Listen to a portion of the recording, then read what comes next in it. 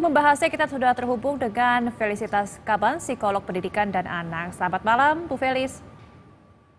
Selamat malam, Mbak Didis. Apa Sa- kabar? Baik, Bu Felis, terima kasih atas waktu di Berita Satu Malam hari ini. Bu Felis, kalau kita lihat dari kasus ini, sebenarnya seperti apa Anda melihat dari tingkat keparahan depresi yang dialami oleh anak ini? Baik, Mbak Didis. Kalau kita ngelihat dari video dan beberapa sumber, itu kita wajib melakukan penanganan selanjutnya dengan memeriksa secara klinis, Mbak Didis. Jadi memakai alat-alat tes yang memeriksa juga dari medis, Mhm. psikolog atau psikiater, supaya kita bisa tahu tentang tingkat keparahannya ini memang sudah masuk depresi atau ini memang lagi mood anaknya yang tidak terkontrol dalam jangka waktu tertentu. Begitu, Mbak Didis. Oke, nah tapi kalau kita lihat juga dari latar belakangnya, ini adalah seorang anak yang sudah berjuang begitu ya untuk menabung, kemudian untuk mendapatkan barang yang sangat ia inginkan, tapi harus direnggut begitu, diambil dengan alasan ekonomi yang disebutkan tadi oleh orang tuanya. Pengertian seperti apa yang mungkin bisa dilakukan atau bisa diberikan begitu ya, agar korban ini bisa merelakan handphonenya dalam hal ini dijual, Bu Felis? Iya, Mbak Dis, kalau kita lihat dari pernyataan ibunya bahwa sudah dimintain izin, sudah diberikan informasi bahwa memang akan dipakai handphonenya untuk ada kebutuhan lain, dan menurut keterangan dari ibu bahwa anaknya juga sudah memberikan izin begitu ya, Mbak Didis. Tapi perlu kita ketahui bahwa ternyata seorang anak ini punya karakter yang berbeda-beda dalam menyikapi Mhm. suatu masalah. Walaupun di awalnya dia izin, mungkin dengan kehilangan barang yang telah dia perjuangkan cukup lama, itu Mhm. berdampak cukup banyak dampaknya kepada sang anak. Dengan kita lihat dampaknya bahwa ia jadi berubah karakteristiknya, dia Mhm. berubah dari tingkat akademisnya, sehingga kita lihat bahwa ternyata kehilangan handphone bagi anak ini merupakan sebuah kehilangan yang cukup fatal atau cukup berat. Mhm. Kenapa? Mungkin itu menjadi teman dia selama ini, atau di situ tempat dia bersosialisasi, atau Mhm. itu menjadi aktivitas lain selain ke sekolah, Mbak Didis. Jadi begitu diambil, merasa ya sudah tidak ada lagi kegiatan apapun, sudah tidak ada lagi temannya, sudah tidak ada lagi yang bisa membuat dia melakukan hal-hal lain.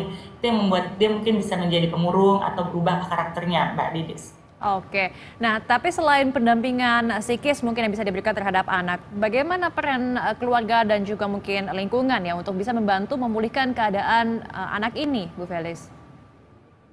Iya, karena untuk depresi ini kan bisa dialami dari berbagai lintas usia, Mbak Didis. Jadi, kadangkala kita merasa bahwa harusnya depresi, kalau memang sudah terdiagnosa depresi itu kan dialami oleh orang dewasa saja, gitu. Ternyata depresi itu bisa dialami oleh anak-anak, remaja, dewasa, bahkan lansia. Penanganan paling mudah, ya kita datang ke medis. Tapi penanganan paling dekat pastinya dari keluarga dan lingkungan sekitar. Keluarga harus turut serta dengan hadir, Mbak Didis, karena anak-anak ini kan butuh pendampingan secara kehadiran. Bentuk Hmm. support atau dukungannya adalah dengan kehadiran pihak keluarga selalu ada di dekat anak ini, sehingga dia merasa tidak sendiri walaupun dia kehilangan barang yang dia anggap berharga, tapi ada keluarga atau ada pendampingan dari lingkungan sekitar yang membuat dia tidak sendiri. Hal pertama yang bisa dilakukan adalah dengan memberikan dukungan pendampingan. Pendampingan ini selalu ada, selalu bisa dilihat, selalu bisa dirasa kehadirannya, Mbak Didis.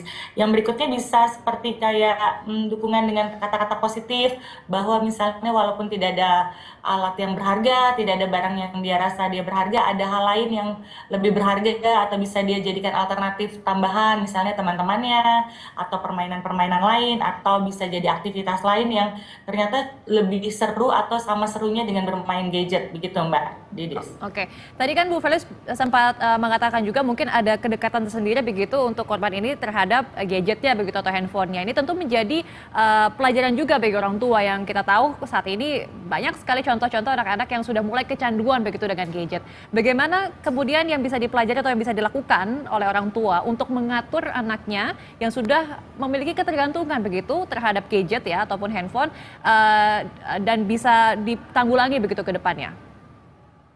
Iya, Mbak Didis, berubahnya karakter anak ini belum tentu karena kecanduan dari gadgetnya, Mbak Didis. Bisa jadi Oke. karena kecanduan, bukan kecanduan, kedekatan terhadap hal-hal yang dia perjuangkan sendiri, menabung, terus menurut beberapa sumber adalah dia melakukan aktivitas misalnya bawa gesrekan untuk bisa mendapat hasil sedikit-sedikit sehingga bisa membeli handphone. Dengan diambilnya barang yang dia merasa berharga sehingga bisa berubah karakternya. Atau kita bahas lagi dari sisi yang berbeda, yaitu sisi anak yang kecanduan gadget. Anak yang kecanduan gadget bukan yang maksudnya berkecanduan, tapi waktu yang dia habiskan bersama gadget lebih banyak daripada waktu yang dihabiskan non gadget.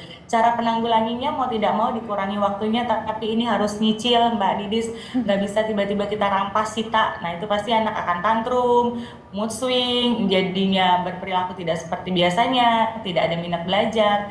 Jadi kalau dia menjadi addicted secara pelan-pelan, jadi dikuranginya juga pelan-pelan Mbak Didis. Misalnya sehari dia bisa main 3 jam, sekarang kita jadikan 2 jam, mainnya tetap, tapi durasinya yang dikurangkan pelan-pelan. Karena anak-anak stabilitas emosinya itu masih belum matang Mbak Didis.